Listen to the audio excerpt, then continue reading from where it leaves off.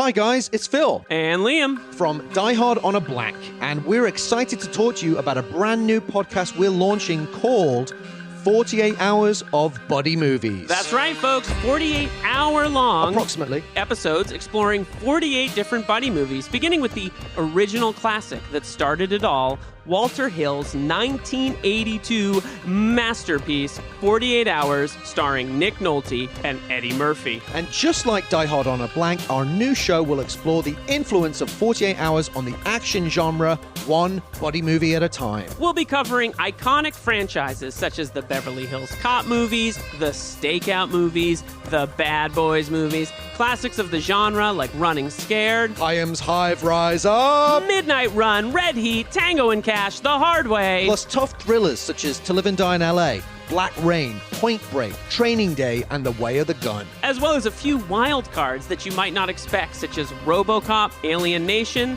and, of course, Phil's favorite, Harley Davidson and the Marlboro Man. So, if you're a fan of two buddies talking buddy movies, Then 48 Hours of Buddy Movies is for you. visit patreon.com/48 hours of buddy movies to subscribe for the price of 1 cup of coffee a month. See you in the squad car. Or walking to the squad car, mildly irritated that we've been paired off. Wherever.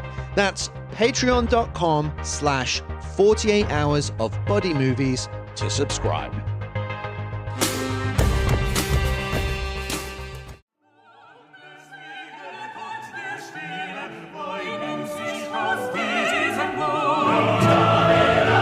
Welcome to Die Hard on a Blank, the podcast where we explore the influence of Die Hard on action cinema, one action movie at a time.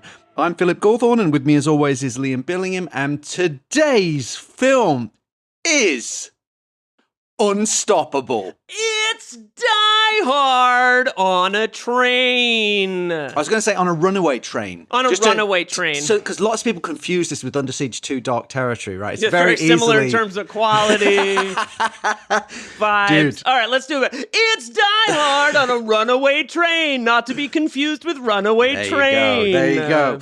It's his own subgenre. Liam, I, before we start, I want to just say something to you and to our beloved listeners, which is this. This is your co-host, Phil Gawthorne. We're going to run this bitch down. Yeah! That's something you can say in any situation, even if you just go into the shops, you go in to pick up some coffee, just turn to your... Getting out of bed, waking your kids turn up. to your partner before you turn on the ignition and say, we're going to run this bitch down. Yeah, we're going to run it down. Good Lord. This movie is phenomenal. Fuck me, this movie's amazing. I texted you last night. I was like, is this the best movie we've ever covered? It's I mean, you know, it's poetry. This movie is poetry. Oh, gosh. It is unfucking believable how great this, like Deja Vu, we were like, and then I watched this and I'm like, fuck, this might be better than Deja Vu. I think it's a more complete one. film. Actually, like narratively, I think it's more... Deja Vu has more on its mind, right? Like it's more ambitious, it's more complex. This is a very simple, story in principle, and there's no fat on it. It's perfect. It is absolutely perfect. It even has an award scene, or like that scene at the end. That you're kind of like, why is this happening immediately after the trains they save the day? Like it's.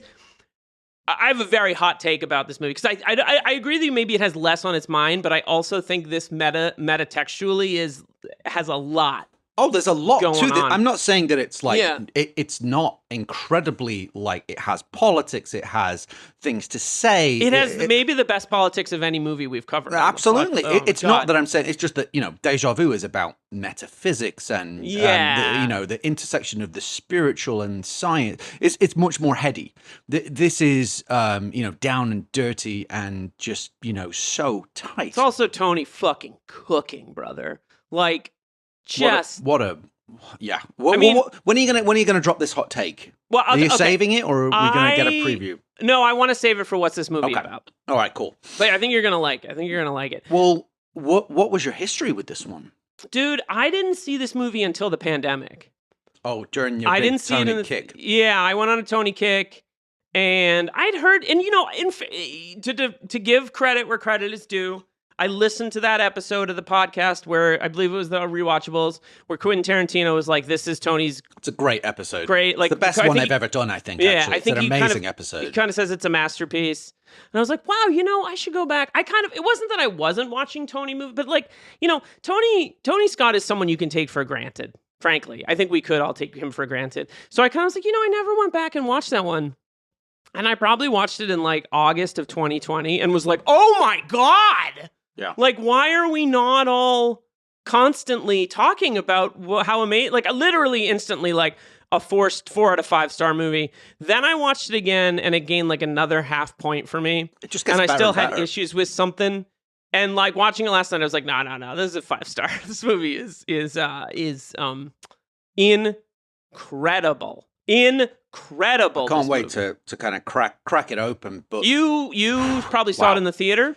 Well, yes. So I have a brief anecdote about this, but I think it's worth spinning this yarn. I saw this at the theater. I'm so glad that I did. I'm so glad that I got to see Tony's last movie. Paid my $10 or whatever to go see it, and I remember it vividly because it was with I was with my ex-girlfriend's parents, and the reason I mentioned that was because her mom, who is such a wonderful woman, who I was so fond of and loved dearly, by her own admission, was backseat driver isn't the right term, but more like the most nervous passenger you've ever met. And she had a great sense of humor about it. She was very aware of it, but she was one of these people that when you'd be on the freeway, someone would cut in front of you or you would change lanes. She'd be like, watch out.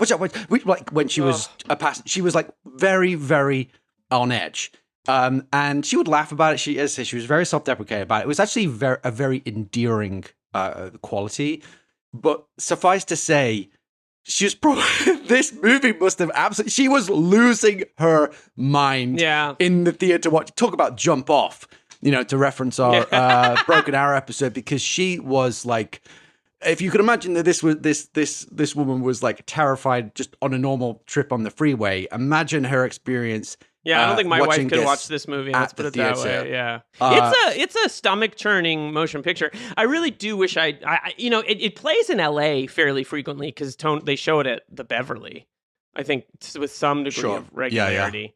And it is an amazing experience theatrically, but I wouldn't say it really loses. It's so good. Yeah, I just want to hear that soundtrack on with 10 speakers. I'm really glad I did see it at the theater, and it was a memorable experience. So it certainly has been in my life for a long time. And when I occasionally do revisit it every 2-3 years, I'm like, I almost don't want to watch it too often, so that I never want to get numb to this movie. You know what's so funny in the rewatch is I was kind of like, I put it on last night. The last time, according to Letterboxd, no free ads, I had the last time I watched this movie was 2023. And I think that would have been I think I've seen it 3 times now, maybe 4. But there was something amazing because of the gap being like, oh, Kevin Corrigan's in this. Rosario Dawson's in this. Oh, there's Ned. Like I had this moment of, and then Ned. Kevin Dunn shows up and you're like, duh, Kevin Dunn, this time not playing Kevin Dunn, but so it was kind of like it was kind of like revisiting. It's like you kind of like get cued back into it, and you're like, and the working class politics of this movie, it's just phenomenal. It's amazing, fucking phenomenal. Well, let's not dilly dally in the spirit of this. Let's run this bitch down. Indeed. So, fast facts: this movie was directed by Tony Scott, written by Mark Bombach, stars Denzel Washington, Chris Pine, Rosario Dawson, several others that you just mentioned. We will get into all of them. Distributed by 20th Century Fox on November 12th, 2010. The estimated budget is between 85 and 100 million. Box office global 167.8 million. Yet another one of these movies that makes like a $70 million profit, and people are kind of like, yeah, I guess that's okay. Yeah. I mean, this one I think was considered motion picture with no sequel potential that grosses $170 million. And it's all practical. It's like all practical. It's like 90% practical. This feeds into my hot take. Okay, cool. Well, I won't jump the gun on that. Let's talk about why we're discussing it on this show, though, because a few people might, I'm sure, well, most people probably won't give it. As long as we're talking about Unstoppable, who cares the context, right? But there is some specific reasons why we're talking about it in this show that we will elucidate in a section that we like to call Die Hard DNA. I'm so fucking revved up, dude. Oh boy. Okay. Deep breath. Now, it's actually got a surprisingly high amount, 78% according to the interns in the lab. Damn, that's why I read about that power outage. So it's actually I causing still checked the the storms. power report in Glendale for your tests.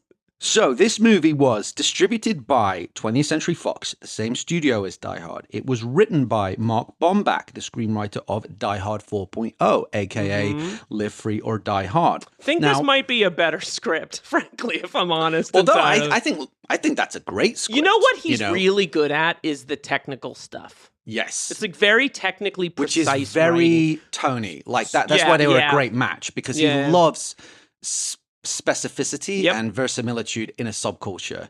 Leonard Maltin's 3.5 out of 4 star capsule review of this film said this. It's good framing, actually, certainly for this section. Quote, sensationally exciting thriller, very loosely based on real-life events, recalls Die Hard in its focus on working-class heroes in the wrong place at the wrong time. So that is from one of the GOAT movie critics. To that point, while this is less about the traditional Die Hard on a blank paradigm of bad guys take over a blank, up to one guy to fight back, etc., it is about two ordinary blue-collar guys being the only ones up to the task of solving a massive problem, much like John McClane and Al Powell in the original Die Hard. Of course, it is a disaster film, arguably the best disaster film ever made, and it's a separate conversation. I would struggle to say anything better, frankly. Like, you don't necessarily think of this as a disaster film. You might think of it just a kinetic action thriller, but it's absolutely a disaster film. It is tagged as a disaster film when you look it up. Disaster action movie is often how it's referred to. Die Hard, of course, has its origins in the disaster movie genre. One of the main characters, Will Colson, played by Chris Pine, is estranged from his wife, much like John McClane, and the crisis presents an opportunity to redeem himself and win back her love in the process. There are several, this was the element of it that struck me the most, actually. There are so many inept, buffoonish, or arrogant authority figures who don't listen to the boots-on-the-ground people who are actively involved in the crisis and then come up with really bad plans that backfire on them horrifically. And we have working-class heroes battling against corporate arseholes. One of the heroes suffers a brutal foot injury but carries on regardless. Another comp. And also another thing I noticed on my second viewing in the last couple of days, the two heroes bear their souls to each other at roughly the same point structurally. End of Act 2, give or take. Frank, Denzel's character, tells Will that his wife died of cancer. Will tells Frank about the massive mistake he made that caused the estrangement with his wife. This is, I would say, very much an echo of the conversation between John McClane and Al Powell, where McClane explains why he and Holly are separated, and Al Powell confesses to his huge mistake of the accidental shooting that is haunting him. The news media being insufferable is a small thread to this. And having so much information. Maybe too much information. Yeah, it's really that's one of my. They're so in your grill. Yeah, particularly the bit where the grain cart explodes and there's like a news helicopter like 10 feet away from Chris Pine. Footage, though, holy shit! But imagine what the downforce of that, the torque of those rotor blades is. It's like, you are not helping. Could you back off? The fuck off? Yeah, no, you're right. It would actually probably interfere. with the situation. It's so annoying. You could just imagine that Dick Thornburg is in there going, "Get closer, get closer." Did you get that? Well, Did there you get is that? like almost a Gail Collins character, that one woman who kind of approaches them. She's like, "What's going on here? Why are all the rail crossings crows?" Gail Wallens. Gail Wallens, not Gail. No disrespect to Gail Collins, who also sounds like a news lady. And then the last point I had was that this is a deeply symphonic film, and it builds in intensity throughout, eventually reaching transcendent heights when one of the heroes has to make a daring jump. So that's why this one came up with a 78% Die Hard DNA big green tick rating from the guys and gals in the lab downstairs. So that's what I got. You have something to add, Dr. Ryan? I'm just not a big city podcaster. I have, so to Frank is something of a deadbeat dad, which I think he doesn't have a relationship with his daughters that's very strong. I think it's not that McClane is a deadbeat dad, it's that he's kind of estranged from his kids, kind of at the beginning of the movie. But I have some speed DNA. Okay, sure. Which is the moment when they get onto the siding or get out of the way of the train coming at them, occurs at around the same time that the bus jumps in speed. So they're both sort of these like moments that the movie's building near miss kind of thing. That's like kind of the first, or let's say mid-second act climax. Yeah. That really stood out to me. And yeah, I think that is a big part of it. It's a buddy movie, too. There's some 48 hours in this movie. So. There's Lethal Weapon in this movie. I wrote down Independence Day, and I think, I don't know why, but I think it had to do with the sort of the way the train mirrors the alien spaceships that show up, like this kind of like unmovable force that's kind of, I mean, this is,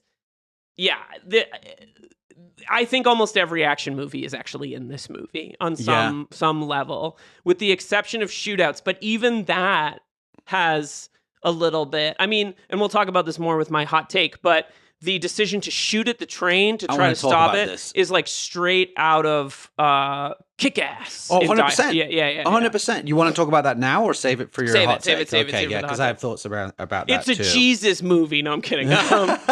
Well, we will dig into this in more detail after this quick break. And we're back with our main section of the show, Anatomy of an Action Movie, where we explore the tenets. We live in a twilight world. And there are no friends at dusk of an Real action quick, motion picture. how was your break? How was my break? I delayed it this time. I know, just to keep me even more. I want to do it as Listen, you've got to take it easy on me. I haven't slept in 5 years. I feel really bad. I have a second child now. I know. And I don't know what day of the week it is, let alone, trying to do a podcast. Ooh, that reminds me of Not Sleeping Children. I have a story that really made me think about this movie. We'll get there, though.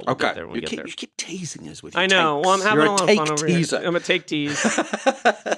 Right. Let's start with the first tenet of an Anatomy of an Action movie, which is the premise. So, here we go. When a massive freight train, designated 777, accidentally escapes a Pennsylvania rail yard under its own power, the rail company and the authorities scramble to find a solution as the driverless locomotive increases its speed. This highly dangerous situation is yet further complicated when they become aware of 777's volatile chemical cargo, which effectively turns the runaway train into, quote, a missile the size of the Chrysler building. A missile that's now heading inexorably into a heavily populated area. Fate and circumstances mean that two unlikely heroes, veteran train driver Frank Barnes, Denzel Washington, and rookie conductor Will Colson, Chris Pine, find themselves on a collision course with the errant vehicle. And with the help of canny yardmaster Connie Hooper, Rosario Dawson, they hatch an audacious plan to try and stop this metallic monster from causing mass destruction in the area. So, yes, it's a runaway train movie. Two guys have to come up with a plan to stop something that no one else has been able to figure out how to solve this problem. Do you want to start with, then I'll tee it up and you can take this wherever you like. Ooh. What's this movie about?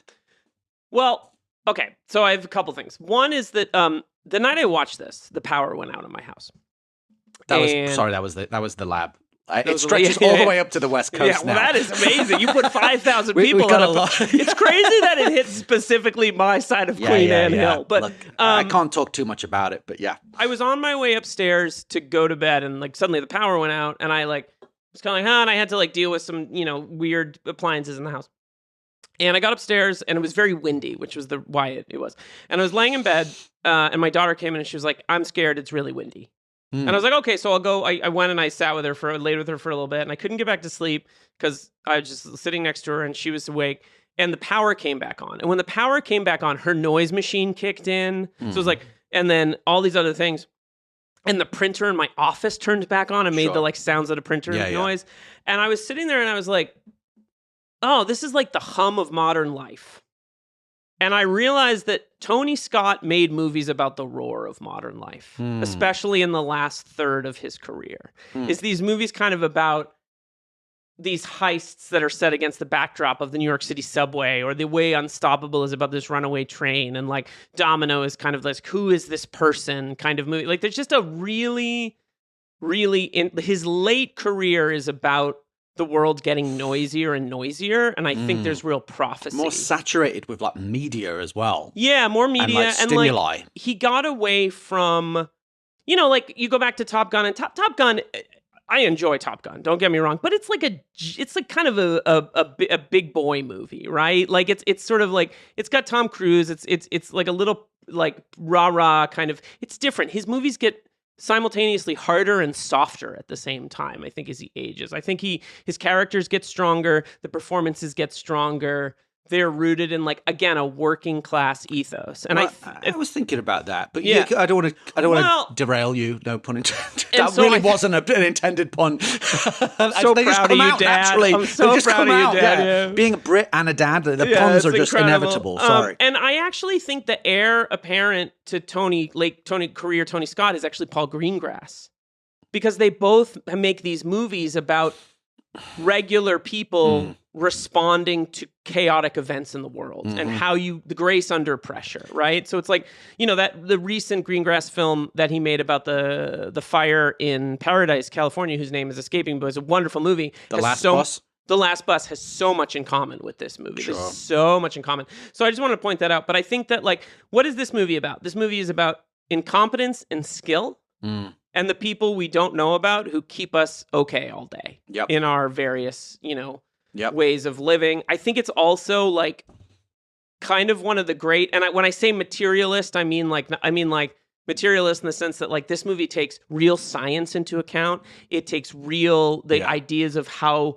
What did I write down here just to make it a little bit clearer? Engineering, skill. It's all about precision, Liam. It's all about precision. Yep, it's about precision. It takes the science of how this works. It takes entropy into mind, physics. Every innovation and invention that leads up to is in this movie. Yeah. And it's not in the movie in the background. It's what people talk about, because this is a movie about educated people working in systems that help people's lives work and know how to solve problems. And I think that is I think it is like a great, beyond being a working class movie, it's a great working class movie. It's also about, it's competency porn. This movie is competency porn. I wrote that word down because that term down because you used that in reference to déjà vu, and I thought it was a great turn of phrase that really applies to this. And it's juxtaposed, as you say, with the people who are incompetent. But what I think is actually really sophisticated, and even more sophisticated in some ways than Die Hard. Like Dwayne T. Robinson comes in Die Hard like a bull in a china shop. Doesn't listen to direct tactical intel that's like from not just from some Yahoo. An LAPD under fire officer said this is what happened, and who's saying I have a guy on the inside. My instinct from talking to him, psychologically profiling this guy, is that he is probably a cop. He may not be LAPD, but he is just. I just have a feeling. Crucially, he can't say over the radio who he is. Right. And Al Powell, Dwayne Robinson just overrules all of that and just wants to go in guns blazing with like a really bad plan. Like the things he says are actually kind of stupid. Like maybe some stockbroker got depressed. Like he's a very extreme. It works amazingly. In this film, what I think is actually really sophisticated is that what the board and like Kevin Dunn's character are doing isn't totally stupid. Like in some respects, in some ways it is, but it's like you can kind of see the thinking. The thinking is wrong-headed, and in some cases really appalling. Like I think the idea of like getting the 22-year-old Marine vet to try and like put this poor kid in that situation, and Judd, who becomes a victim of circumstances, because they're like, well, we don't want to lose $100 million and have the stock go down. Yeah, it's all about the stock So let's price. get these blue collar bums to sort of pull us out the fire. That's the commentary is obvious, but also like Tony lets it speak for itself. Exactly. Yeah. But I do think it's not like their plans are believable, even if they're like very misguided. Yeah, I think one of the things we've always pointed out is that there's a more realistic but a little bit of a Verhoeven satire in Die Hard, right? Like it's kind of like with the guys on the ground. I mean, the whole movie is somewhat like you said, or orchestral in the music and the way it, but it's like this is more down home and real. Yes. And it's very, very realistic. Obviously, it's based on true events. It's extrapolated and heightened. Well, and horribly, an event happened after this movie came out in East Palestine, Ohio, that very closely resembles and was something of a chemical disaster. But this is where we get to my hot take. Okay. This is the last action movie ever made. There hasn't been an action movie since this. There will never be an action movie after this. And what I mean, because I know people are still making action movies, I'm not clueless, is that I'm glad this is sort of towards the end of our list. Yeah. And I think it's poetic that it is here because the last action movie, because this is the last action movie that doesn't feel reflexive of every action movie that comes after it. It's not pointing at Lethal Weapon the way that buddy movies come out now do, or White House Down, or any of these things. It's like entirely on its own terms. It's it kind of like function. It's not IP. The last original action movie. Yeah, but I think even beyond that, it's practical. Yeah. It's made by an auteur of the genre who like wasn't going to sit there and take studio notes, and like it's not being made by committee. Yeah. It has no superheroes or any of the kind of modern things. It has no practically no visual effects. And it is rooted crucially in character and real people in real situations. Even in the movies we've talked about that get a little ridiculous. Action movies to me are all about characters doing the things they have to do to survive. And everything after this kind of is in my mind under scrutiny for being a franchise movie, for being kind of like reflexive of the genre. Like you feel like it's just a mishmash of other things. This, in a way, maybe it's the last original, but I think it's the last action movie because I think this is the end of the golden age. This is it. Yeah. And Tony Scott's last movie is kind of it. It's kind of the peak, isn't it? It's kind of the pinnacle of, and kind of the end of an era, actually. Yeah. I think that's a great take. And I think you're really onto something there, because you did touch on this, but another thing about this film that I love is that it's not meta in any way. No. It's not glib. It's not self-referential, and it's not winking at the audience. It's completely committed to the reality that it presents. And as a result, you get lost in it. And what I think is so brilliant about it, the way that it's cut, and the way that it was cut to Hooters with the staff watching, with his daughters watching, the way that it cuts to the control room, and they're all there like, come on, Judd.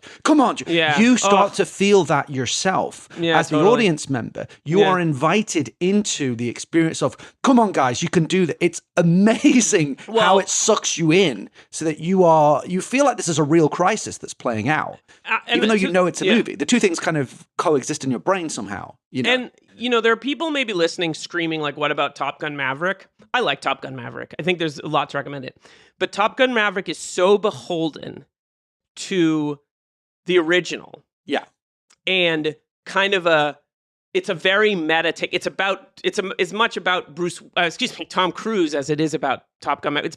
It's belabored by all these things that like weigh it down. Now that's kind of what makes it exciting and accessible for people, right? But it's like this isn't a franchise movie. This isn't a movie where it's like pointing at other things. It just exists, and it's made by arguably the greatest action director to ever make a movie in the late 20th century. Yeah, I just and into the 21st. Like I really think this is the last action movie because it's the last one of an era. and it doesn't have baggage attached to it. And I think that like the funniest thing about this movie is that his daughters work at Hooters. Like, it's so kind of hilarious, but it's like that's one based of the on the only... real guy, by the way. Yeah, no, I know, but that's real. That's a real detail. But it's just hilarious because it's like the way it gets revealed is so funny, and they bond over it, right? Yeah. And like he has a sense of humor about it. Well, and the fact that like it's people cheering in they're working people. Totally. They're putting themselves through college. I know. The whole movie is about work. The song that plays over the end credits that is played in the song is called Work. Yeah. You know? It's just that's my hot take, is that I think it's the last action movie ever It's a made. great take. I love it. And I mean, the other one I think that maybe the hardcore fans might cite would be Ambulance, a movie I love. But I think, to your point, it's kind of it's Heat meets Speed to some extent, and it's also a remake of a Scandinavian film. I would be hard pressed to disagree with that. It's take. Also, and I again, this isn't completely and mess up the category of it, but crucially, it also references Michael Bay's previous movies outright, which I think is like another example of this kind of like glib humor of the late.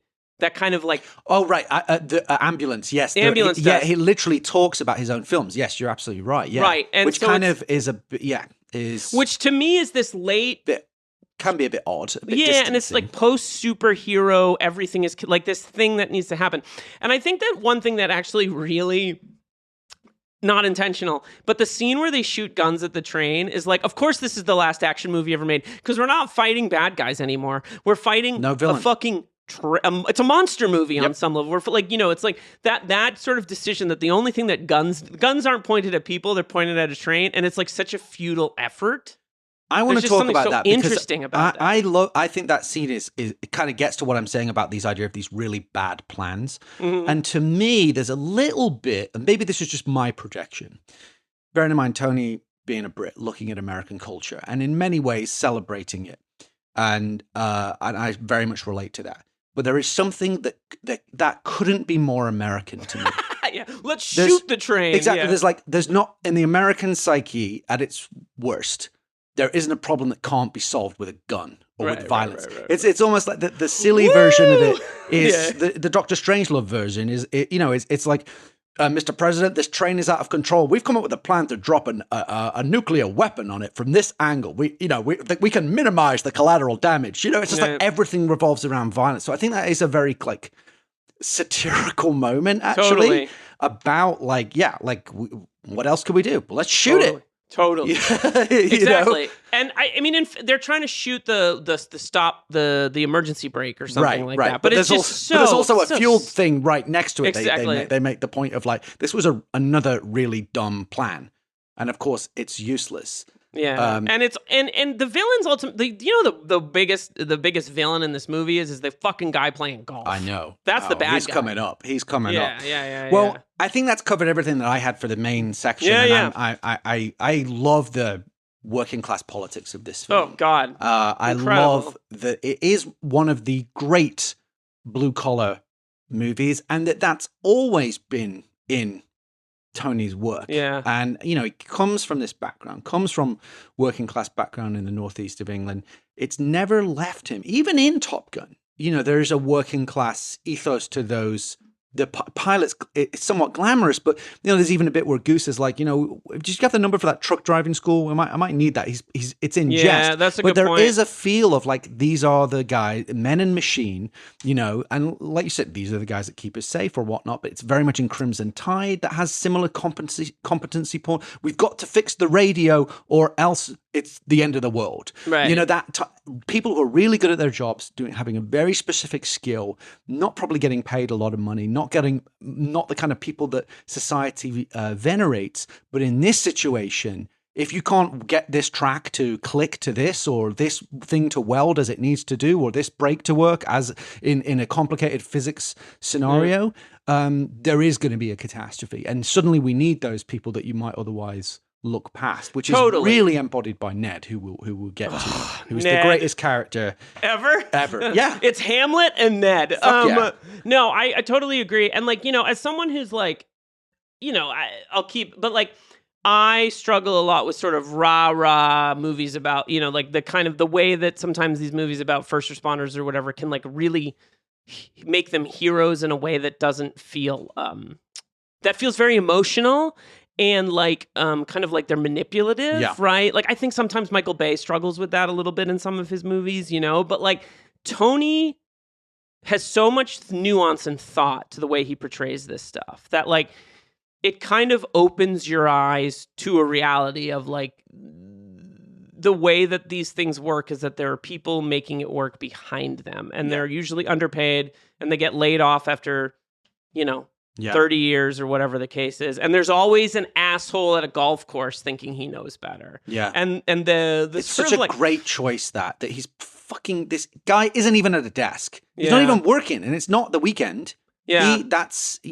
He's there playing golf. Probably with guys who he's trying to get to pay, make deals to. I mean, and this is something every day in every society, public infrastructure like trains, like ambulances, have to make deals with for-profit corporate companies to make these things work. And it's complicated, and what's beautiful about this movie is that it hints at all this stuff. It's all there in the movie. It's a procedural in that it has to, okay, so we got to get the information to Rosario Dawson's, it's got to go up the chain of commands. Like, it reveals kind of like a structure of how this stuff works. Like, I really want some, like, style of I know, it's so great. Margin Call's kind of like that. That's much more white collar, but like, those movies, it goes up the chain of command. Even The Rock kind of does that, right? Yeah. And I mean, like, it's funny. I wrote down like in my, in my notes, my like typical notes that like this movie holds up to like a Marxist could write a great paper about what this movie says about society and the way it's just like.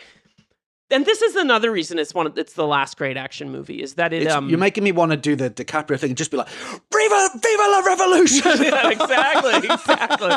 Oh man, but it really courage pop. Courage pop. Oh my god, a few small beers. It like Tom fucking Cruise. It builds to this picture of a society that is corrupt and amazing and full of good people at the same time, and it's so resonant now. It's so resonant, and it's 92 minutes fucking long. Like it's crazy, beautifully. Yeah? It looks amazing. It looks amazing. Everything. Nothing has really like. It sounds amazing. Oh, this movie's phenomenal. All right, let's sorry. Go ahead. Yeah, I had like a Philly special moment. Okay, when the trains there's like two trains right next to each other, and they're trying to lower the guy down on the helicopter, and you're like, this is real. They actually shot it. And you can tell. Can you imagine the bullshit if they did it now? It would be like green screen. It looks so dangerous. It looks, because it is dangerous, right? You know what I mean? Like that. Two helicopters in that close proximity with the train.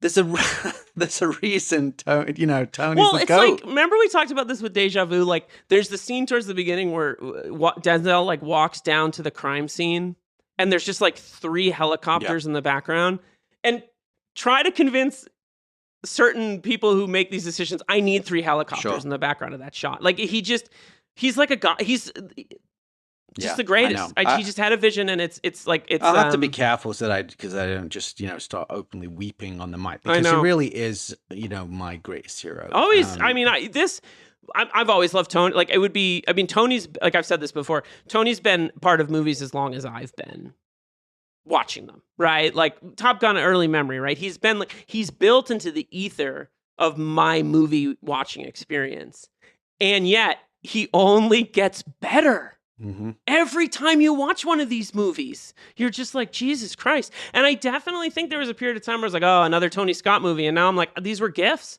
These fucking things are gifts. Yeah, they're so precious now. And they do age really well. Like, and you come back to them and they feel like Deja Vu or this movie or Taking a Pelham 3 to me felt incredibly contemporary. Right. Well, it's because he's making movies, again, this modern life, this thing we find ourselves in, which is like fraught and dangerous and complicated. So goddamn good. All right, let's move into our hero section and talk about Denzel Washington as Frank Barnes.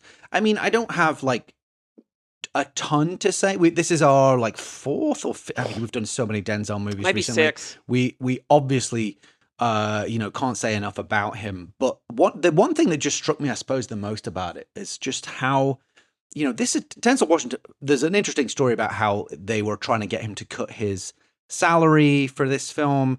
And so he eventually, even though it's always so annoying where you pay people what they're worth, right? And he was eventually like, no, then forget it, right? And then sure enough, they come back to the table and they pay him properly, right? So Denzel Washington is getting paid a ton of money, has been a movie star, an Oscar-winning star since 1989, a movie star since the late 80s. We're 30 years into it. 10, 11 years after him winning the Oscar for Training Day. He's been in our lives earning, imagine how wealthy he must be. Yeah. And yet, how totally believe him as this, he's incredible. Like blue collar train driver. I not for a second do I think I'm watching Denzel Washington, the movie star that's like that. You just 100% his ability to embody, for lack of a better phrase, the working man. Even though there is something so regal and glamorous about Denzel, I just think it's like that shouldn't be forgotten because we just get so numb to how amazing he is. No, you're right. Like what? And he does. It's just effortless how you never don't believe whoever he's playing, and he has charisma to burn. Yeah, I mean, the thing that's true about Denzel is that, he's probably he can very healthily retire, and his great grandchildren can too. But he just works. He just wants to. He wants to keep acting. One thing I've always been there's this really hilarious interview where someone asked him about Star Wars, and he's like, "Yeah, I don't know. I'm not really a movie guy." And he says that he's not a guy that I don't think, he's not like a cinephile, right? He's not sitting around, but he just can fucking act. And he's so amazing at, I was thinking about how in Crimson Tide, he's which he does with Tony, 15 years before this. And he's kind of like the intellectual, right? He's the well-educated, officer. And the fact that, he can then turn around and do what he does in this movie, and then he's in the Scottish tragedy movie that came out a couple years ago by the Coen brothers. And I watched that and I was like, he's doing Shakespeare better than anybody in this movie, and there are RSC actors in this. Can't say enough about his skill set, his range, his importance to the art form, and it's just yet another amazing. He makes it look effortless, and it's a great character. And this is one of along with the last action movie kind of ideas that you don't get these kind of blue collar working class guys in a lot of movies anymore. Characters. I think you're going to pick. So tell me about your movie. Well, it's Denzel Washington plays a train driver. You'd be like, whoa. It doesn't necessarily sound the most enticing, but you totally believe this guy. Obviously, in most cases, Tony finds a role model for them from real life, like we talked about with Pelham 1, 2, 3. This is based on a real person. The Hooters thing was a real detail about this guy's life, and it's fantastic. But there is, to your point, what you were saying about the lethal weapon of it all, pivoting into Chris Pine as Will Colson. It is almost like that dynamic of a cop movie, right? The seasoned old vet with the hot-headed rookie. 3 days from retirement. Yeah, exactly. He's literally says he's 18 days to retirement. He's been laid off, but he knows his shit, and he's kind of undervalued. Chris Pine as Will Colson. Is he actually just a terrible person based on his actions and his backstory? Will Colson? Yes. I actually wrote a note about how smart it is that this is a 2-week-old incident. He hasn't been away from his wife, because it makes it fresh and raw. He's so angry still and stressed. And he's stressed and he's worked up and he's on his brother's couch. Yeah. God, the cup of coffee that his brother's drinking early on made me really want to. Yeah, this looks delicious. Yeah, and he's just, it's I really wrote a really specific note about how, it's a masterstroke because it makes him sympathetic and it creates no distance between him and the audience. Because you don't have this, he's been bumming around on other people's coaches for 6 months. He won't talk to his wife. He's actively trying to talk to his wife and make things right. And just that decision and he sounds shitty, but also it's really, they do a great job of making it sound like he just kind of lost it. He just it's very, what I do like about it is it's actually pretty bad what he does. Yeah.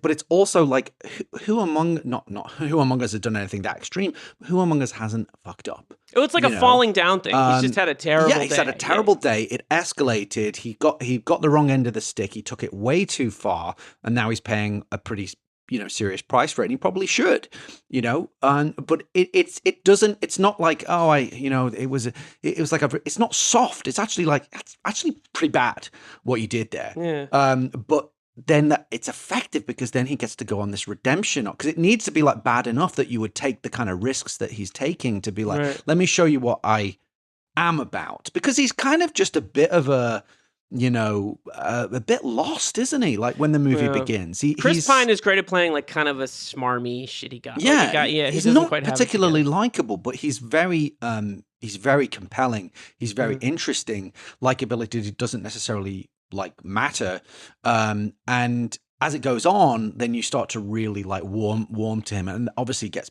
very courageous by the end. And they're a great pairing. They have a really nice contrast. It's a great performance. A year before this, he does Star Trek. Mm-hmm. And I think Chris Pine is a great actor, and always has been a very good actor to great actor in search of the right thing.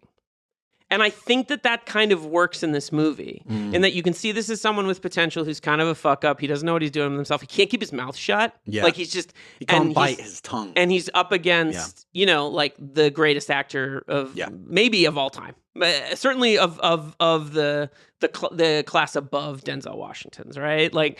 So I just think they find this quality in Chris Pine that he never quite seems to be in the right situation. And I like Chris Pine a lot as an actor, but I've always been like, we got to find that role for him. Right? I mean, I think Hell or High Water is the high watermark. Again, no pun intended. That movie is amazing, so great, and he is really good at. He's good at a slightly unknowable character that's just got this real hard shell to him. He feels like a 70s actor. I mean, his dad was an actor. His dad was a well-known actor. So I really like Chris Pine, and I really think he's I like the kind of kooky older man thing he seems to be doing now. I think he's wonderful in this movie, and I think think it's, There's a version of this that is more superhero-ified, where he's glib and he makes jokes, and and he doesn't. No. Yeah, it's very believable. It's just look, I've got this job. It's not great, but it's a job. I've got problems at home. I haven't really slept. I'm pretty cranky. There's an incredible choice made that really illustrates the difference between the opportunities. He's a Silver Spoon kid. His parents, he's from Stanton, Pennsylvania. And he's kind of I just thought I'd do something different for a while. Yeah. And Denzel goes, different, huh? This is a guy who's had the same job his whole life, done the same things, union, kind of labor guy. It does a great job of illustrating the class difference between these two guys and their mentalities about the world, right? And it's indicative of a very specific kind of person. I'm probably about Chris Pine's age. I mean, maybe he's a couple years older, but it's parents kick their asses so their kids have opportunities, and there's only certain types of people that get those opportunities. It's just a really smart screenplay. And that moment, it really illustrates the difference. I wanted to do something different for a while. Yeah. Not everybody gets that. And I think that's just he really... says something better, and he's like, no, just different. And it comes back beautifully. Do you remember when? When he hurts his foot, Denzel says, that's right, he's different. Yeah, I didn't actually connect those two dots. I only did, thinking about it a little bit later. Yeah, he's different. Yeah, I guess so. Yeah. Yeah, this movie so fucking good, dude. Great. The villain of this film Kevin Dunn. is Kevin Dunn, of course, and the guy on the golf course, the CEO. But it's really the train, right? It's as you said, it's they do kind of personify it as it is a monster movie, and they even use animal sounds to the sound design. Once I heard that detail, then I could definitely you can hear it. Yeah. It never until I knew that it just washed over me on a subconscious level. But they are very intentionally making this it's King Kong, and it has a kind of personality. And I think what's really effective about it, again, this is just brilliant action filmmaking and storytelling. The scene where it smashes, that great sequence with the horse box. And it's it's very stressful because animals look genuinely in danger. and so do the people. And when you see what it does to the horse box, which is not exactly a flimsy, those thing, are heavy structures. Like it's just again, you don't need to say, and no one goes, "Holy shit! Did you see what that train just did?" It speaks for itself, and that it's also the restraint, like you're saying about what Tony doesn't push the agenda, doesn't push the themes. It just tells the story, and it lets you take what you want from it. But it never sort of spoon feeds what it wants you to think or feel. To that point, I kind of wrote down that this movie has almost a reverse ticking clock, where. Okay, first it's a train that's out of control. Oh fuck, it's powered. Oh fuck, there's 4 cars in it that have like a chemical in it. Oh fuck, look at what it just like. Right. It's a building image of a catastrophe as opposed to just being like. And it's going to come off onto more fuel dumps on this. I mean, that is so terrifying. Yeah. Like it is. I worked on this project last year. I remember telling you about it, about a cargo ship that sunk. Mm-hmm. And I told everyone involved they had to watch Unstoppable. Because I think it's one of the great movies about a potential catastrophe and disaster movies. It's unbelievable. Well, let's talk about it on the action level. It seems almost redundant, but we really should, because there's so many, like you just said. I mean, it's incredible throughout, but like the train's speed, it builds and builds in momentum. That crash with the horse box, then the attempt to land the guy on the train via helicopter, navigating the curve, again, just so well explained. Like, we have such a clear understanding of the stakes and the physics and the geography. And then the where it starts to like transcend, where it starts to go to full on, there are wings sprouting out my back and I'm flying out the theater, when Denzel is like running on top of the train, and it's cutting to everybody like going, come on, come on. It's amazing. and then the greatest moment in modern action movie history, when Ned Oldham comes back to get it's not just that moment, but it's the way how well it's set up. Denzel can't make the jump because where he's got to is not something he can land on. Right. Chris Pine can't do the same thing because he's injured. He can barely move. Right. He can't. And either way, it's essentially a roadblock on top of the train, because you'd be jumping onto cylindrical cargo that you won't be able to land on. Yeah. It's so well done. And then that.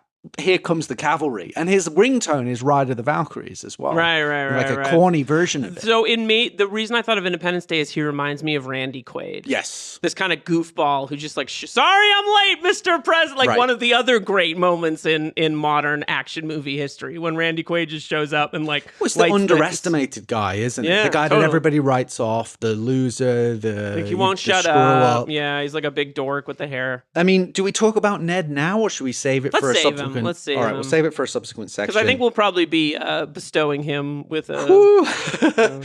Wow. I'd like to thank the lady at the restaurant. Amazing. So, yeah, I mean, that whole sequence is where it really, like, it does rips. become transcendent. And the ability to make... to I don't just toss that word off kind of in a cavalier way. To make transcendent cinema is the entire reason to pursue this as an art form, in my view. And very few filmmakers have the ability, understand what it takes and it takes almost, again, I am going to use another pun. It's not intentional, but it's 2 hours of like laying track. Like when McClane jumps off the building, that's a transcendent moment, and it comes from a slow, patient build of storytelling, like mechanics, and everything work. The acting drawing you in, the characterization, the filmmaking, explaining what is going, understanding all of the stakes. But there's also there's a je ne sais quoi to it too. That it's like it can't. There's a part of it that can't be just taught or mechanically replicated. That is where the true genius and artistry comes in of a McTiernan or a Tony Scott or a Bay at their at the height of their powers.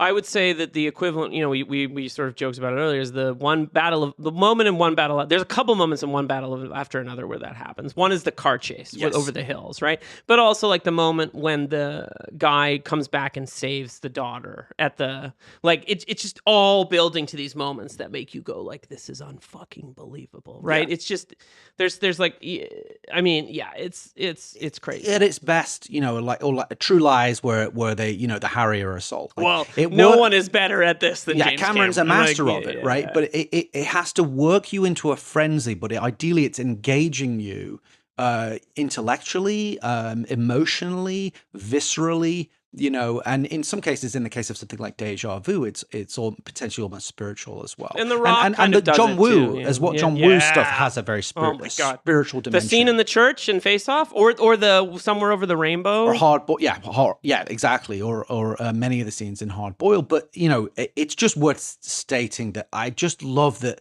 it's the Ned return is one of my favorite 5-minute sequences in action movie history. Yeah, of course. It's incredible. It's incredible because it's like, it's one of those things that I'm sure this is something, it's like, it's both a surprise and inevitable. Yeah.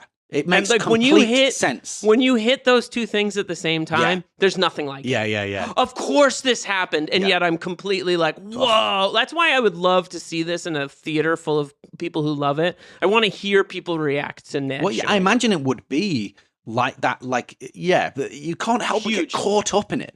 You can't help but get caught up in it. And that's when a filmmaker has really like gone through the screen and it becomes bigger than itself. It becomes bigger than the art form. That's what I mean by transcendent. Absolutely. Ugh. The humor in this film, there is a lot of warm humor. There's some, but I think to your point, I like that it isn't actually like super quippy or these guys aren't, yuck. They don't feel, it doesn't feel like screenwritery dialogue. It actually just feels like observation. You're observing two guys. They don't really like each other at the beginning, so their conversation doesn't have much of an ebb and flow to it because it's they're kind of both getting in each other's craw a little bit and pissing each other off, and they're both grumpy for different reasons. They've both got an axe to grind with the company or with other issues going on. Yeah, they're both a bit wounded in some ways, and it just does feel almost like documentary like, in terms of it's just very naturalistic. So there isn't loads of like funny bits, but there are, like, I love that Denzel just knows how to like land the punch of a joke. His laughs also, when he laughs in a movie, it feels like he's laughing. I mean, the bit where he says, like he's kind of fucking with him and he's like, because you're funny, well trained, but funny, like he things like that. He just knows how to land that punch. But it isn't necessary. It doesn't have to be hilarious, but he does know when to just pepper in a bit of levity because the situation's almost so intense. Was there a particular moment or anything that stood out for you, or do you want to move into I think everything Kevin Corrigan does in this movie is very, very funny because there's just something so forgive me for saying it this way. It's like he's a little spectrum-y. I know what you mean. And a little weird. The thought just occurred to me now that you said that. Yeah. Yeah. I don't want to say who, but I spent an afternoon with a very, very, very talented and famous filmmaker once helping him with reshoots on this project, an action filmmaker. And I was like, I think this person might be on the spectrum. And there's a little bit of that in the Kevin Corrigan's kind of dryness. Social doesn't totally have the social, pick up the social cues, but is clearly some kind of savant in some way. Just a brilliant. Yeah, well, he knows everything. He has all these facts in his head, and he's so professional. It's actually I love his performance. He doesn't show up in like khakis and and like a Gap button. He's going to talk to these kids, and he shows up in a full suit. He's very serious. He's very professional. Yeah. He's very knowledgeable. You love him. Yeah, and Kevin Corrigan, was a film festival in New York that he used to be associated with, and I went a few times, and he was just around. He's a really nice guy, down to earth, will talk to anyone, has a beautiful remembrance of going to Gandolfini's funeral, and talking about him. I think a really, in addition to being a wonderful actor, but you know, he's in the tone. He's in the Scott Family. You know, he's in American Gangster. He's in True Romance as a small part. I mean, he's in Bad Boys, but like he's kind of in that world a little bit. Obviously different. It's and not like, a chemistry set. I know it's not a fucking chemistry set, idiot. That's a really good Tacheki Cario. Remember when he gets real close to his face? Like, headbutting him like, do you understand? Yes. Yeah. Oh, fuck, dude. He's so great. Kiss of Death. So... Any Kiss of Death heads in the house? Yeah. Got a great little part. He's in The Departed. Like, he plays the fuck up cousin in The Departed. He's just been around, like casually working with the best filmmakers ever. If I remember correctly, Goodfellas is like his first real role. Who is he in Goodfellas again? Remind me. He plays Michael. He's his brother. Oh, that's right. Yeah, he's the brother. He's Henry's brother. Oh yeah, he's great. I love him in this. He's going to come back in a section that we are about to enter. So let's put on our tuxedos and mosey on over to the Die Hard Oscars, aka the Action Movie Awards, starting with the John McClane Yippee-Ki-Yay Award for Best Line. We're only an hour in. This just speaks to how fast we've been talking. Because we love this the energy, so just it's irresistible. Mr. Galvin, this is Will Colson, your conductor. I'm letting you know we're gonna run this bitch down. So good. Trailer moment. The exchange with Connie and Dewey, where she goes, "How the hell did this happen? It just got away from me. It got away from you? It's a train, Dewey, not a chipmunk." Yeah. Rosario Dawson is so good in this movie. Forget about it. Forget about it. She's incredible. Galvin, I did like his line, and this is, again, I think one of the things that I really like just about this feels correct and detailed and dimensional. When Galvin says, "I was a yardmaster for 10 years, Miss Hooper. Luck has no business in a rail yard." And it's just a really good line because it does actually make you think and it also says that this guy wasn't just the cousin of the nephew of some, right? But he actually does have experience, and it makes him more believable. Even though he's a dick and we kind of hate him, you don't hate him that much though, because Kevin Dunn can't help but be slightly relatable. You know? But I think that's a really good line. Like, normal-faced guy. Yeah, he just looks like, you know, an uncle or a dad. That's the other thing about this. This is like one of those last movies where not everyone is so good looking. Yeah, they just look like regular people. The casting of this film and the way that the contrast. There's something about, I don't know how to explain this, but the contrast of Kevin Corrigan and Rosario Dawson in that space, I love looking at.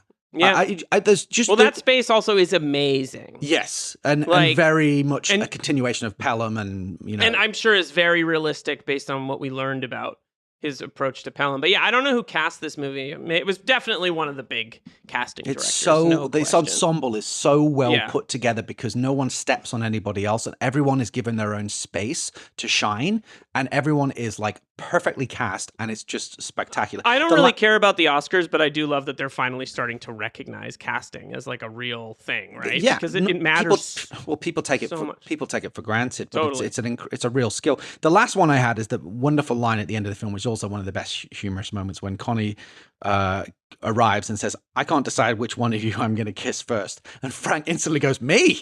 Yeah. It's just such a lovely, charming moment. Yeah. So do you have a pick or an addition? No, I don't have a pick. But I do want to shout out Denise Chamian, who cast this movie. Okay. And get ready for it. Holy shit. Top Gun Maverick, which, I mean, incredible. It's a very well cast film. Well, Six Underground, which is a great cast to it.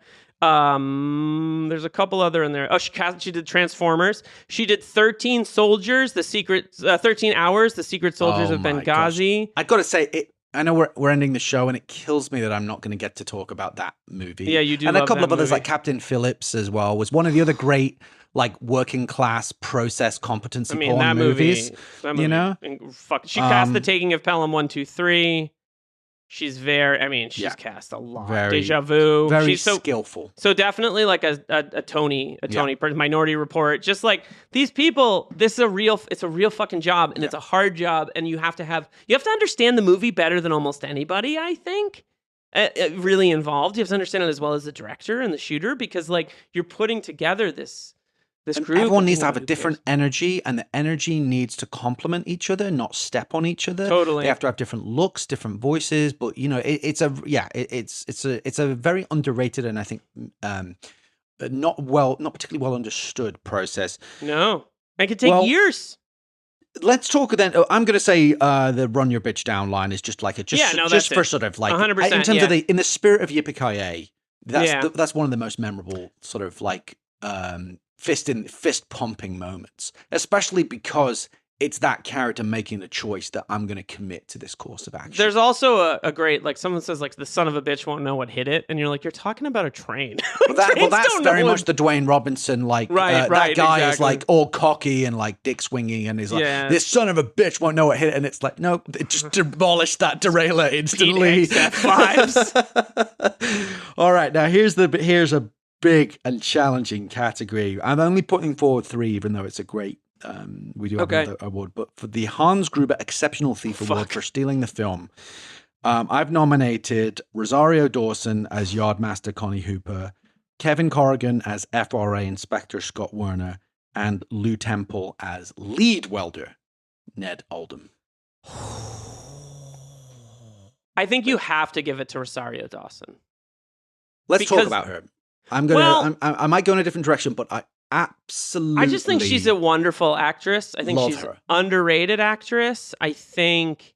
Not by me. No, but I think she's like genius in this movie. It's like crazy. What a brilliant choice to cast her. Yeah, it's not who you would think of, and you completely buy it, and it's awesome. Yeah, and she has this like, she exudes intelligence, and she exudes like and there's a moment in the movie where she's like, she realizes the train is powered and she freezes for a second and then she's like, okay, go. And she and you're just like, this is what competency is. Like, you can't panic. I would frame in the corner crying, like trying to be like, who am I going to blame for this? She just like she's just so alive. Yeah. And she doesn't waste time like blaming Dewey and Gillies. Obviously she kind of chews them out, but like that's not helpful to solve the problem actually. And it reminds me of that thing, that turn of phrase in Rising Sun that Connery says, where he says the Japanese have an expression, fix the problem, not the blame. The American way is much more blame oriented when there's a problem. But and she isn't that actually, even though it's clearly Dewey's like fault. No one's unclear about that. But the way that she kind of like tries to solve this, and at the same time she's not above like getting a bit overwhelmed when Corrigan is like bugging her at first and stuff. And I like it when she calls what's his name an asshole. Calvin, you asshole. Yeah, it's amazing. She's amazing. I absolutely love her in this film. I've loved her really since I think 25th Hour was the first thing that I saw her in, and she's an amazing character in that. And so I've always like been a huge fan. This movie was nominated for 1 Oscar, which was not surprisingly sound editing. It was nominated for sound editing, which makes a ton of sense. But like in a perfect world, this is like a best supporting actress. She's incredible.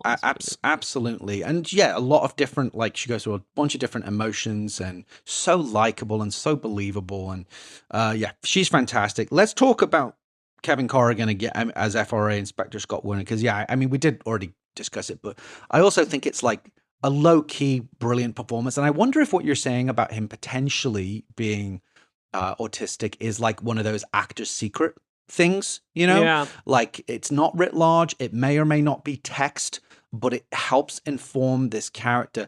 And I love that he isn't just some putz, he's like he helps. Really good at he does start to know when to speak up and when not to speak up, and he just chimes in with like when they say what is this fence on this chemical, and he's like it's used in the manufacture of glue. Well, it's great backstory because he's probably a dork that reads Scientific America, and that's not a bad. That's why these people are good at their jobs because it transcends this like it I go to my job every day. It never makes fun of him for being like really. I love a movie that's like.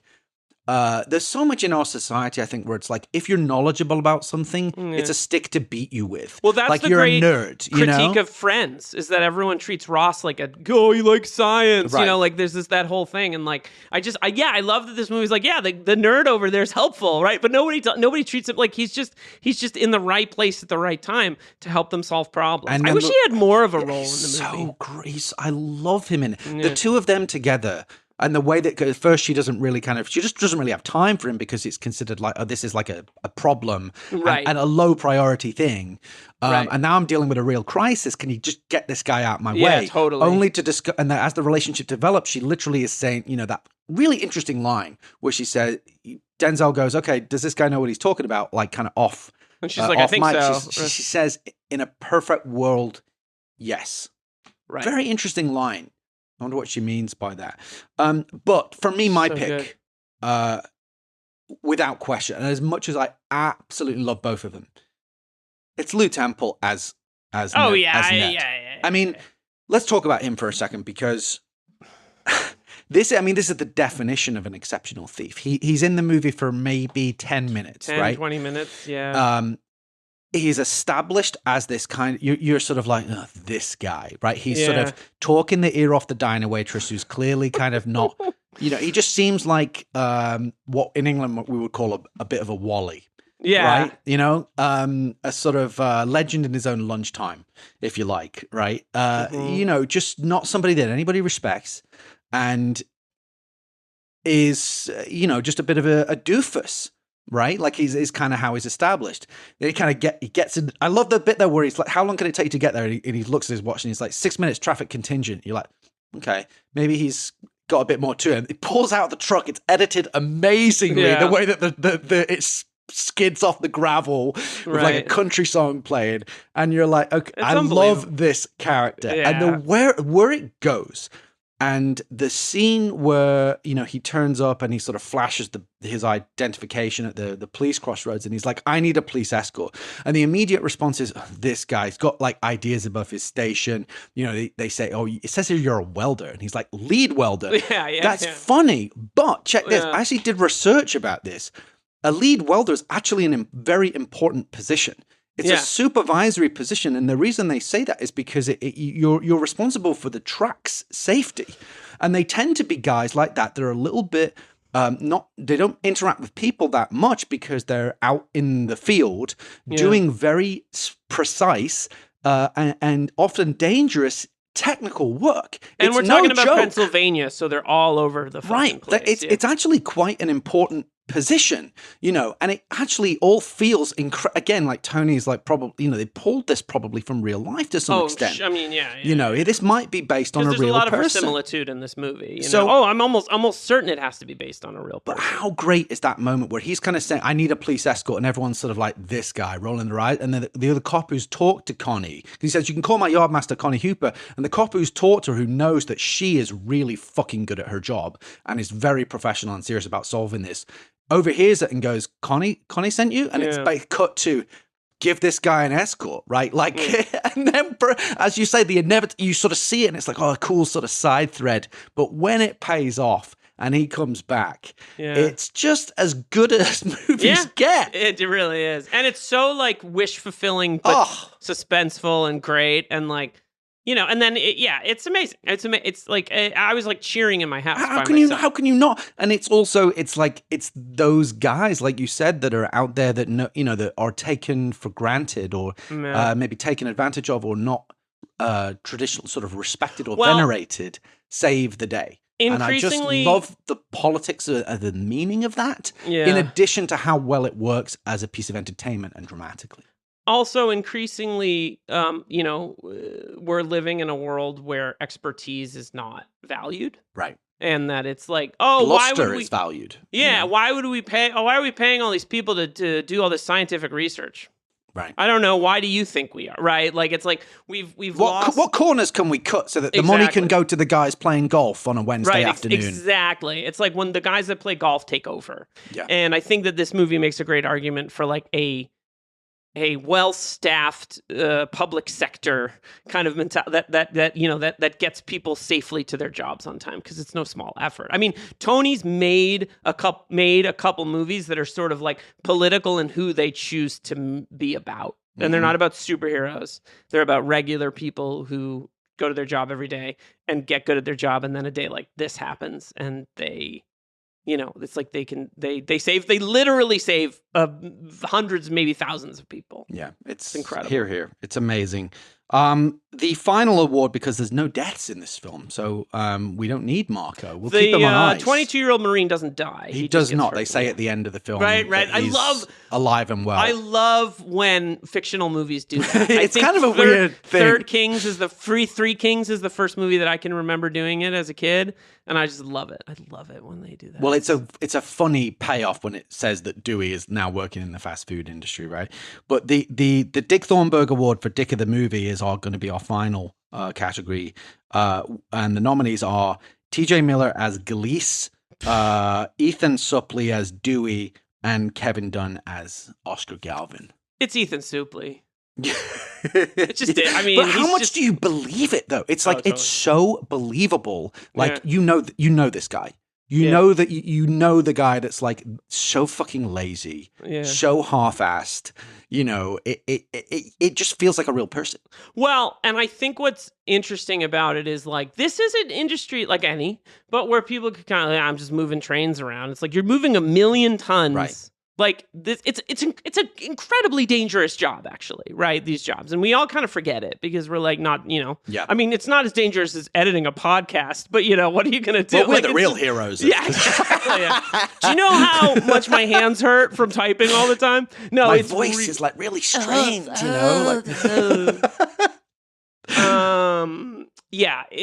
just sucks, and it's not even the casting is smart because T.J. Miller's kind of obnoxious. Though he's kind of less obnoxious than... Well, he is saying to him, don't get out the cab. Yeah. Don't do that. And actually... He's a little better at his character does try to do something heroic when he does try and climb on the train the first time. But he's also obviously like a dick. I mean, they're very much Rosencrantz and Guildenstern of their own movie, which is something we've always loved. That's a great point, They are the sort of bumbling, sidekicks in their own little weird universe. I also love how much they and Ned hate each other. Like, fuck you! It's just very quickly. Well, Ned, someone like Ned, it makes sense because Ned, for his potential... delusion of his own value, which may or may not be valid, hates people that aren't serious about their work. Yeah. Right? Like, he's fucking serious about... He might have these quirks that she says, he touched him to be late because he's talking the ear off the diner waitress. But when push comes to shove, it's like 6 minutes traffic contingent. He's fucking precise. Yeah. He is all about, like, doing a good and that's job. What you kind of have and to he do. hates people. I'd be the same way. Like, if you actually care about your work and you're dealing with two people like that, especially when lives are at stake or, it's thank goodness genuinely you never dangerous. have to contend with this. No, it's this movie. Yeah, it's like there's also only like 8 people in the movie. It's amazing. It's amazing. Oh boy! All right, well, let's take one last break and then wrap things up with our final favorite section of the show, the Double Jeopardy Trivia Quiz, where the scores can really change. We'll be right back, and we're back with our final section of the show. The Double Jeopardy Trivia Quiz. Okay, I think some of these are intact. Wait. How was your break? It was fine. Okay. Yeah. Good. Yeah. I'm saving my riposte. I'm saving it for the last. Saving it for the last episode. Yeah. Train's gonna fly through my door. All right. Me over. Question number 1. This is the second film that featured Denzel Washington and Rosario Dawson amongst the principal cast. Can you name the first? Clue, please. Right, we're gonna radio Al. The clue is a Spike Lee joint set in the world of basketball. Oh, He Got Game.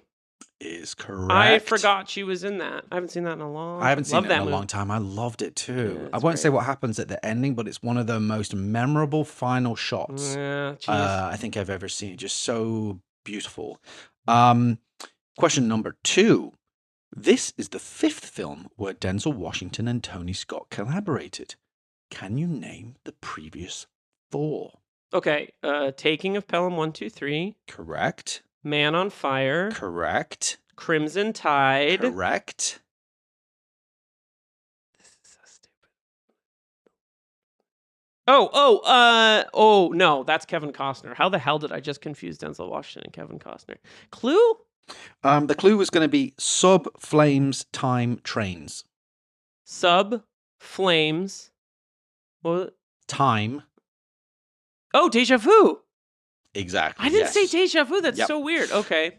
crazy to think how many times they I mean, the obviously, you know, I read one thing that said that Denzel was like his muse in some way.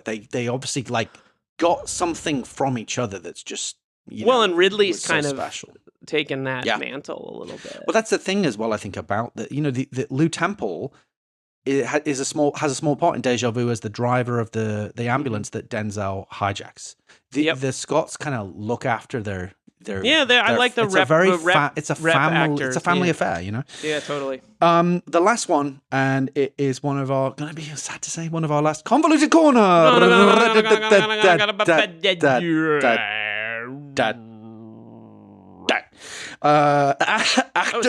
Actor Kevin Dunn plays an unscrupulous reporter in which previous Die Hard on a Blank film, where the villain of the film is also named Kevin Dunn.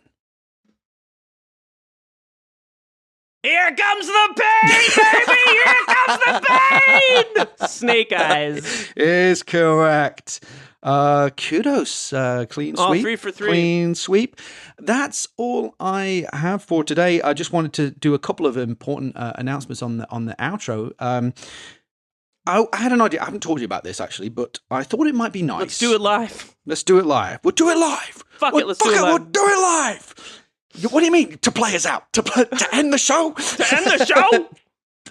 I thought what would be nice is if we do a mailbag for the last episode. Ooh. So I'm going to tease this now. I'm going to throw this out to as part of the listeners. last episode? As part of the last episode, what I was going to suggest to our listeners, if you email us at diehardoab@gmail.com, and if you want to say something about the show, as long as it's nice and relatively concise, send us your short thoughts and we'll read out the best comments in the final episode. And it'll be a nice way for us to interact with our or if you have listeners. a question about something that's, reasonable. I'm not sending you my autograph in the mail. Let us know. So just basically open call if there's anything you want to say, and we'll read out the best ones on our last episode, which will be coming up in a few episodes time. Dave Palace, on that only a couple sentences. Only a couple sentences, bud. All right. Now, another important announcement. The No Escape 4K disc is out right now. We're going to post the link, I think, in the show notes. We usually do, but you can find it via Umbrella Entertainment. Looks beautiful. It looks incredible. Oh, my copy. Just to remind everybody, in case this is the first time you're hearing this, we provided a commentary track on that disc that was a lot of fun to do. We're talking, of course, about the 1994 Martin Campbell sci-fi actioner starring Ray Liotta, Lance Henriksen, Stuart Wilson, Kevin Dillon, set on a penal colony. I read the book that it was based on. We talked a lot about that. It was a fantastic movie. A real privilege, and it was all down to Blake Howard, the inimitable and wonderful friend and host of One Heat Minute, and the impresario of One Heat Minute Productions, who invited us to do that. So check that out. The No Escape 4K is out now via Umbrella Entertainment.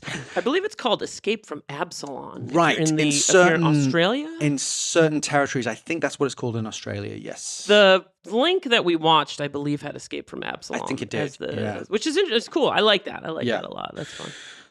Now, the show is ending in 3 episodes time. We have just 3 films left, so it's now more important than ever that you sign up for 48 Hours of Buddy Movies, even if only as a free member, just so that we can keep in touch with you and let you know about potential future projects if they do end up coming to fruition. We also would obviously encourage you and love it if you signed up for just $4.99 a month, where you would get 2 new episodes of that show a month, plus full access to the library, which now includes 32 episodes on 32 fantastic buddy movies. And the next one coming up is truly unmissable because we are about to do LA Confidential. Oh, fuck. Now, come on, that's got to be worth $5, along with the other 32 incredible films that we've already done. Jeez. And but please do sign up at www.patreon.com/48 hours of buddy movies. That's 48, the numbers, hours of buddy movies. At the very least, please sign up so that we can keep in touch with you. Yeah. On the free option. But we miss you. That's all I got. Am I right to say next time on this show or before? Next time on the show, yeah. Okay, well, I don't remember what it is. Next time on this show, The Raid. AKA Wow. the Raid: Redemption, as it's almost inexplicably known in some territories because of some issue. Is it like that there's another movie called The Raid and they couldn't just call it The Raid? I don't know. I think Roger Ebert's review was like, where's the redemption? Yeah. We're going to talk about that review because it's a pretty fucking gnarly movie, dude. Dude. I like it. Dude, I have thoughts. I know you do. I haven't seen it in a long time, but I'm excited to. So I told my dad he needs to watch it with a cushion over his face. It is fucking violent. It is, to say the least. Kind of the like. It is. It's interesting that this is coming after Unstoppable because, it's kind of the new action movie. It's the new start. It kind of ushers in a new paradigm that we will go on to see in the John Wicks and. That's a really good point. It's like the kung fu. Super extended action sequences. Totally. Of, in camera, heavily choreographed. Well, again, fighting. That's why I think this is the end of. This is the last great action movie of the thing that we've been talking about, because there's still action movies being made, but they're not the same thing. They're not the same paradigm. 100% the end of an era. I think you're absolutely right about that. That's all I got. Thank you for listening. We'll be back next time with Phil's dad hiding a pillow over his face. That's for sure. Die Hard on a Blank is a podcast from Philip Gothorn and Liam Billingham. Tyson Hubley makes our art. You can hear exclusive episodes of our Patreon show at patreon.com/48 hours of buddy movies. Rate, review, subscribe, and tell your action movie loving friends about the show. See you next time on Die Hard on a Blank.